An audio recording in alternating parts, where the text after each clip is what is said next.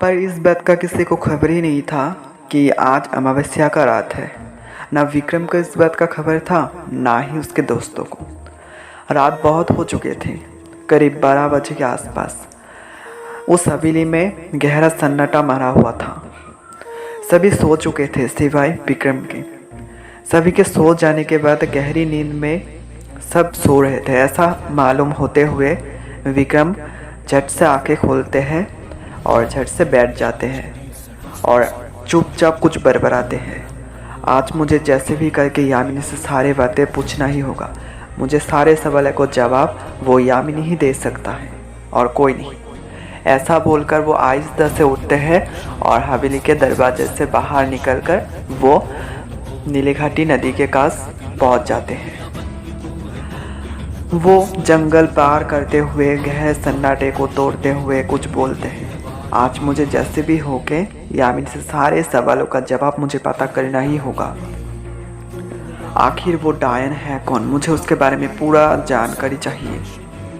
ऐसा बोलते बोलते वो जा ही रहा था कि तभी उसके पीछे से कोई फुसफुसाते हुए बोलते हैं, विक्रम तुम आ गए, तुम्हारा ही इंतजार था। ये बात सुनकर विक्रम कुछ घबरा सा गया था। वो झट से पीछे मुड़ता है पर उसे कुछ भी दिखाई नहीं देता। वो अपना मन का वहम समझकर फिर से आगे चलने लगते हैं। देखते ही देखते उसे एक ठंडी हल्की सी हवा भी बदन में महसूस होता है, पर उसे उस बात का कुछ भी खबर नहीं था। वो जोर जोर से चिल्लाते हैं, बोलते हैं, यामिनी यामिनी कहाँ हो तुम, यामिनी। पर दूसरे साइड से कोई भी जवाब नहीं देता। वो इधर उधर घूम के देख ही रहा था कि तभी एक झाड़ियों में हलचल महसूस होते हुए देखा। वो उस झाड़ी की तरफ देखने ही वाले थे कि तभी उसे ऐसा महसूस हुआ कि उसके कंधे पर किसी का हाथ है। फिर वो गर्दन घुमा के देखते हैं कि कुछ भी नहीं था। फिर वो झाड़ियों की तरफ जाते हैं। थोड़ी दूर झाड़ी के नज़दीक आते हुए देखते हैं कि उस झाड़ियों के ऊपर कुछ जगमगाती हुई जगनू मंडरा रहे हैं। वो थोड़ा और पास जाते हैं, देखते हैं किसी का सिर, उसके बाल चमक रहा था। पर उस दिन तो अमावस्या का रात था, पर उसे विक्रम से एकदम बेखबर था। वो झाड़ियों का फिर से और नज़दीक जाते हैं और बोलते हैं, क्या तुम वही हो, यामिनी हो तुम, यामिनी। ये आवाज़ सुनकर वो लड़की झट से खड़े हो जाते हैं पर पीछे नहीं मुड़ता। विक्रम फिर से आवाज़ देते हुए बोलते हैं, यामिनी यामिनी तुम मेरे सवाल का जवाब दो। दूसरे साइड से आवाज़ आता है, क्या जवाब दूँ विक्रम बाबू। ये आवाज़ सुनकर विक्रम के दिल थोड़ा हल्का हुआ। वो घबराहट से निकल चुका था। अमावस्या की काली रात को यामिनी एकदम काले साड़ी में आए थे। उसके बाल खुले हुए थे। उसके लंबे लंबे नागिन जैसे बाल लहराते हुए उसके कमर तक आ गए थे। यामिनी का आज का रूप देखकर मानो बहुत सारे लड़के उसके दीवाने भी हो चुके थे, ऐसा प्रतीत हुआ था।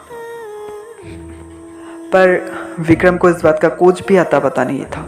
वो यामिनी के सामने जाते हैं और बोलते हैं, यामिनी तुम मुझे उस सारे सवालों का जवाब दो। यामिनी हैरान होते हुए पूछते हैं, जवाब? आखिर आप किस सवाल का जवाब चाहते हैं? यामिनी फिर से बोलते हैं, बोलिए विक्रम बाबू, आप किस सवाल का जवाब सुनना चाहते हैं मुझसे? विक्रम बोलते हैं, उस डायन के बारे में। जब ये सवाल सुनते हैं तो यामिनी हक्का बक्का रह जाते हैं। उसका मुंह का एक्सप्रेशन कुछ बदल सा गया था। फिर कुछ देर खामोश रहते हुए यामिनी जज से जवाब देते हैं, हाँ विक्रम बाबू, मैं आज तुम्हारा सारा सवाल का जवाब दूंगा। आप पहले आइए तो सही। विक्रम बोलते हैं, पर कहाँ यामिनी, कहाँ जाऊंगा? यहाँ पे बोलो कोई भी नहीं है। यामिनी बोलते हैं, ये राज की बातें हैं, इसे इस जगह नहीं बोलना चाहिए। अब चलिए मेरे साथ। विक्रम हाँ में भरते हुए बोलते हैं, हाँ यामिनी चलो, कहाँ ले जाना चाहते हो चलो। फिर यामिनी उसके हाथ पकड़ते हुए ले जाते हैं उस पुराने मंदिर के पास। एक बड़ा सा पेड़ था, उसके आसपास एक देवी की मूर्ति थी जिसे आदिवासी लोग और इस गांव का लोग पूजते थे।